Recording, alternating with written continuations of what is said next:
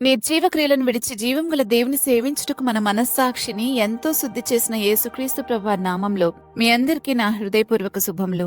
ఈ రోజు మన ధ్యానం మార్కు సువార్త 7వ అధ్యాయం 1 నుంచి 13 వచనాల వరకు. 1వ వచనం చూసినట్లయితే, యెరూషలేము నుండి వచ్చిన పరిసయ్యులను శాస్త్రుల్లో కొందరును ఆయన యొద్దకు కూడి వచ్చి ఆయన శిష్యులలో కొందరు అపవిత్రమైన చేతులతో అనగా కడగని చేతులతో భోజనం చేయుట చూచిరి.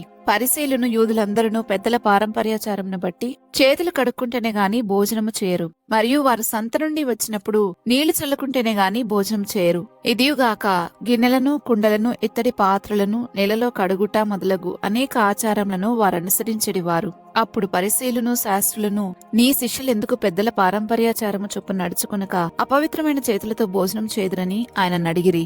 అందుకైన వారితో ఇలాగూ చెప్పెను, ఈ ప్రజలు పెదవులతో నన్ను గనపరచుదురు కాని వారి హృదయం నాకు దూరముగా ఉన్నది. వారు మానవులు కల్పించిన పద్ధతులను దైవోపదేశములని బోధించుచు నన్ను వ్యర్థముగా ఆరాధించుదురు అని వ్రాయబడినట్టు వేషధారులైన మిమ్మును గురించి యెషయా ప్రవచించినది సరియే. మీరు దేవుని ఆజ్ఞను విడిచిపెట్టి మనుషుల పారంపర్యాచారమును గాయకునుచున్నారు. ఇంకా 9వ వచనం నుంచి 13 వచనాలు చూసినట్లయితే, మరియు ఆయన, మీరు మీ పారంపర్యాచారమును గాయకునుటకు దేవుని ఆజ్ఞను బొత్తిగా నిరాకరించుదురు. నీ తల్లిదండ్రులను గనపరచవలననియు తండ్రినైనను తల్లినైనను దూషించు వానికి మరణశిక్ష విధింపవలననియు మోషే చెప్పెను కదా. ఆయనను మీరొకడు తన తండ్రినైనను తల్లినైనను చూచి నా వలన మీకు ప్రయోజనకరమగ్నది ఏదో అది కోర్బాను అనగా దేవార్పితమని చెప్పిన ఎడల తన తండ్రికైనను తల్లికైనను వారిని ఏమీయూ చేయనీయక మీరు నియమించిన మీ పారంపర్యాచారము వలన దేవుని వాక్యమును నిరర్ధకము చేదురు. ఇటువంటివి అనేకములు మీరు చేదురని చెప్పెను. యేసుప్రభు చెప్పినట్లుగా మనుషులు దేవుని వాక్యాన్ని పక్కన పెట్టి సాంప్రదాయాలు, బయట రూపాలు, మనుషుల ఆచారాల మీద దృష్టి పెడుతున్నట్లుగా మనం కొందరిని చూస్తాము. ఆనాటి పరిసయ్యులు చేతులు కడగటం, బట్టలు శుద్ధి చేయటం లాంటి బాహ్య ఆచారాల మీద చాలా దృష్టి పెట్టేవారు. దేవుని ఆజ్ఞలకు మించి వీటి మీద వారు దృష్టి నుంచేవారు. ఈ రోజు కూడా అలాంటి వారు లేకపోలేదు. ఎవరు చర్చిలో ఏ బట్టలు వేసుకొస్తున్నారో చూసి వారి భక్తిని అంచనా వేసేవారు చాలా మందే ఉన్నారు. ఆత్మలో భక్తి కన్నా డ్రెస్ కోడ్ కు ప్రాధాన్యతనివ్వడం చూస్తాం. కొన్ని సంఘాలైతే వస్త్రం తెల్లగా ఉంటేనే దేవుడు అంగీకరిస్తాడని నమ్మడం చూస్తే సమూయేలు రాసిన మొదటి పుస్తకం 16వ అధ్యాయం 7వ వచనంలోని వాక్యాన్ని మర్చిపోయారేమో అనిపిస్తుంది. దేవుడు బాహ్య రూపాన్ని కాదు, హృదయాన్ని చూస్తారు అనే సంగతి.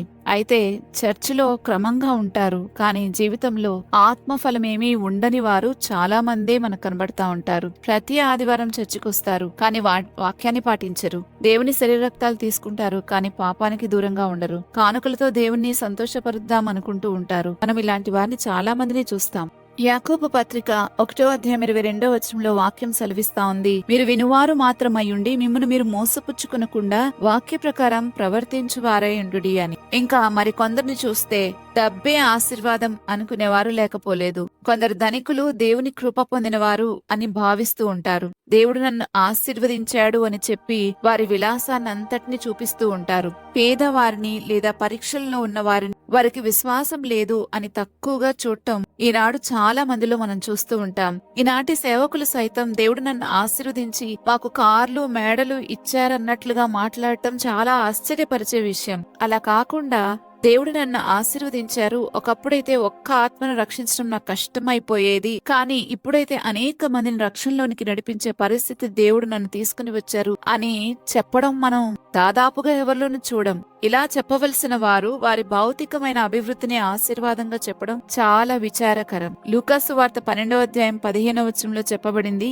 ఒకని కలిమి విస్తరించుట వాని జీవమునకు మూలము కాదు అని. ఈ వాక్యాన్ని వారు మర్చిపోయారేమో. ఇంకా చాలా మంది మనుషుల నియమాలే దేవుని వాక్యముగా పరిగణించబడుతున్న కాలంలో మనమున్నాం. చర్చి నాయకులు లేదా పెద్దలు చెప్పిన మాటే సత్యమని నమ్మిన వారు చాలా మంది ఉంటారు. వాక్యాన్ని పరిశీలించకుండా మా పాస్టర్ గారు ఇలా చెప్పారు కాబట్టి అదే రైట్ అని వాదించేవారు లేకపోలేదు. అపోస్తల కార్యాలు 17వ అధ్యాయం 11వ వచనం చూస్తే, బెరయ సంఘస్థులు ఘనులై ఉండిరి గనుక ఆసక్తితో వాక్యమును అంగీకరించి పౌలు శీలులు చెప్పిన సంగతులు అలాగున్నవో లేవో అని ప్రతిదినమూ లేఖనములను పరిశోధించుచూ వచ్చిరి అని వాక్యం చెప్తా ఉంది.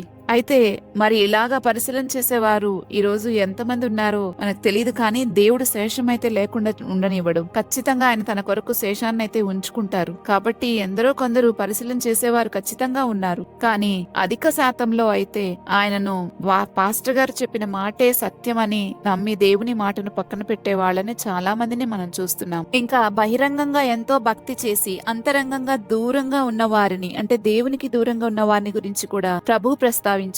ఇప్పుడు మనం చూస్తే ప్రార్థనలో, పాటల్లో ఎంతో ఉత్సాహం చూపి బయట భక్తివంతుల్లా కనిపిస్తారు. కానీ హృదయంలో క్షమించటం, కనికరం చూపడం, ప్రేమ, విధేయత ఇవేవి కూడా వారి హృదయంలో ఉండవు. సోషల్ మీడియాలో ప్రభు కృప లేదా దేవుని దయ అనుకుంటూ పోస్టులు పెడుతూనే నిజ జీవితంలో దేవుని భయము గాని, నీతి గాని లేకుండా బ్రతికేవారు మన చుట్టూ ఎంతో మంది ఉన్నారు. మత్తయి సువార్త 23:28 ప్రభు అంటున్నారు, మీరు వెలుపల మనుషులకు నీతిమంతులుగా కనబడుదురు కానీ లోపల వేషధారణతో అక్రమముతోనూ నిండి ఉన్నారు అని. ఈ విషయాన్ని మనం గమనించాలి.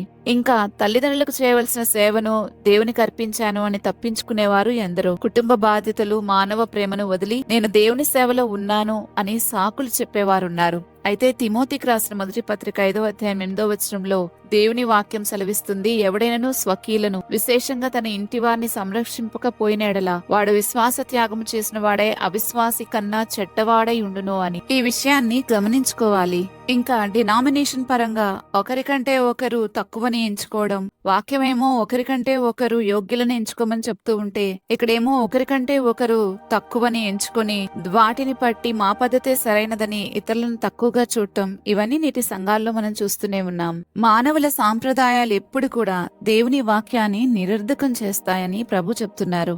ఆచార నియమాల మీద ఎక్కువగా దృష్టి పెట్టి మనస్సు, హృదయ సంబంధమైన పవిత్రతను నిర్లక్ష్య పెట్టే ప్రజలను గురించి ప్రభు ఇక్కడ మాట్లాడుతా ఉన్నారు. ఆనాటి పరిసయ్యులు పెద్దల సాంప్రదాయంను దేవుని ధర్మశాస్త్రం కంటే పైగా ఉంచారు. ఈ రోజు కూడా చర్చిలో మనుషులు నిర్ణయించిన కొన్ని ఆచారాలను దేవుని వాక్యము కంటే ముఖ్యంగా తీసుకోవటం, ఉదాహరణకు ఇలా చేయకపోతే దేవుడు కోపిస్తాడని వాక్యానికి ఆధారం లేకుండా చెప్పడం, ఇవన్నీ నేడు మన మధ్యలో జరుగుతూనే ఉన్నాయి. ఇంకా స్వప్రయోజనం కోసం దేవుని వాక్యాన్ని వక్రీకరించడం, దేవుని ఆజ్ఞలను నిర్లక్ష్యం చేసి మానవ విలువలను పెంచటం నేడు మన సమాజంలో మనం ఎటు చూసినా కనబడుతూనే ఉన్నాయి. మనం ఎప్పుడూ ఒకటి గుర్తు పెట్టుకోవాలి, దేవుని వాక్యము మానవ సాంప్రదాయాల కన్నా మించింది. అది ఆచారం కాకూడదు.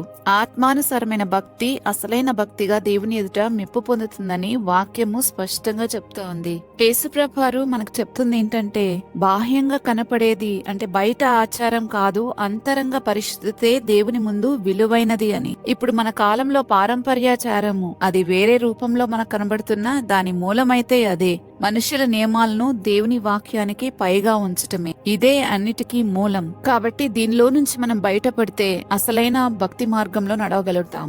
ఆత్మ నేర్పించు భయభక్తులే మనకు ప్రాముఖ్యము కానీ మన సొంత భయభక్తులతో దేవుణ్ణి ఎప్పుడు కూడా మెప్పించలేము, వెంబడించలేమన్న సంగతిని మనం గుర్తు పెట్టుకోవాలి. ప్రార్థించుకుందామా? పరిశుద్ధుడైన మా దేవా, మీరు పరిశుద్ధులు గనుక మమ్మల్ని కూడా పరిశుద్ధంగా జీవించమని మీరు ఆజ్ఞాపించిన ఆజ్ఞ ప్రకారము బ్రతకడానికి మాకు సహాయం చేయండి. నాయన, బయట కనపడే రీతిగా కేవలం బయట కనపడే భక్తి మాత్రము కాకుండా అంతరంగంలో మార్పు చెంది నిజమైన ఆత్మీయ ఆశీర్వాదాలన్నిటినీ పొందుకోవడానికి మీరు సహాయం చేయమని వేడుకుంటూ ఉన్నాను. తండ్రి, క్రీస్తు ద్వారా మేము పొందుకోవాల్సిన ప్రతి ఆశీర్వాదాన్ని, మీరు మాకు వాగ్దానం చేసిన ప్రతి దాన్ని కూడా పొందుకోవడానికి తగినట్లుగా మా హృదయంలో మార్పు తీసుకురమ్మని ప్రార్థిస్తున్నాం. తండ్రి, ఎవరో వ్యక్తులు చెప్పారనో లేకపోతే ఇంకా మాకు అనిపించిందనో కాదు, నీవేం చెప్తున్నావా అని నీ వైపుకు తిరిగి ఆలోచించే మనసు మాకు దయచేయమని ప్రార్థిస్తూ ఉన్నాం. నాయనా, నీ మాట ప్రకారం బ్రతికే ఒక గొప్ప కృపను మాపై కుమ్మరించమని వేడుకుంటూ ఉన్నాం. తండ్రి, ఎప్పటికప్పుడు మా పద్ధతే సరైనది అని అనుకుంటూ జీవించకుండా